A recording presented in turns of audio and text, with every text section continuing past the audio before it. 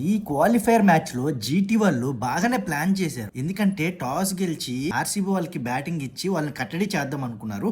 But batting తో చెలరేగిపోయారు, bowling లో కూడా చెలరేగిపోయారు. కోహ్లీ ఒక మంచి నాక్ ఆడాడు, 43 రన్స్ కొట్టాడు. నెక్స్ట్ వచ్చిన రజాత్ పట్టిదర్ ఈ సీజన్ లోనే బెస్ట్ పెర్ఫార్మెన్స్, 33 బాల్స్ లో 93 రన్స్. ఇందులో 9 సిక్సెస్ ఉంటాయి. కృణాల్ పాండ్యా నుంచి కూడా ఒక మంచి నాక్ వస్తుంది. జస్ట్ 5 వికెట్స్ కోల్పోయి 254 రన్స్ కొట్టారు. చిన్న టార్గెట్ కాదు. చేస్ చేయడానికి వచ్చిన GT first Sai Sudarshan wicket ని ఎప్పుడైతే కోల్పోయారో ఆ వికెట్ కూడా ఒక కామెడీగా ఎవరు ఎక్స్పెక్ట్ చేయరు. ఒక మంచి షాట్ కొడతాడు, 4 వెళ్తుంది, కానీ ఆ బ్యాట్ గాల్లోకి ఎగిరి వికెట్లు తగిలి అవుట్ అయిపోవడం. Next Shubman Gill, next Jos Buttler 88 runs కి 8 వికెట్స్ పడిపోయిన పరిస్థితిలో ఇక్కడే తివాటియా వస్తాడు. తివాటియా వచ్చి చిరాకు తెప్పించాడు.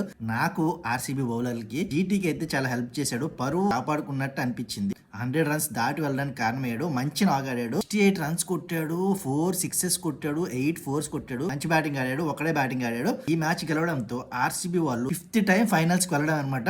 జీటీ వాళ్ళకి ఇంకొక ఛాన్స్ ఉంది. రేపు జరగబోయే ఎలిమినేటర్ మ్యాచ్ లో ఎవరైతే గెలుస్తారో వాళ్ళతో జీటీ ఆడతారు. అప్పుడు జీటీ పెర్ఫార్మెన్స్ బాగుంటే మళ్ళీ జీటీ ఆర్సీబీ మళ్ళీ ఫైనల్లో చూడొచ్చు. జీటీ వస్తుందా ఇంకెవరు వస్తారా అని తెలుసుకోవాలంటే ఇంకా 2 మ్యాచెస్ ఉన్నాయి. 2 మ్యాచెస్ అయిపోయాక చూద్దాం. అటాకింగ్ ఛాంపియన్స్ అటాకింగ్ పెర్ఫార్మెన్స్ తో ఫైనల్స్ కి వెళ్ళిపోయారని చెప్పుకోవచ్చు.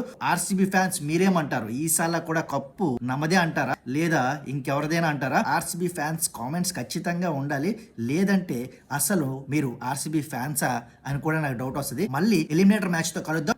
బాయ్.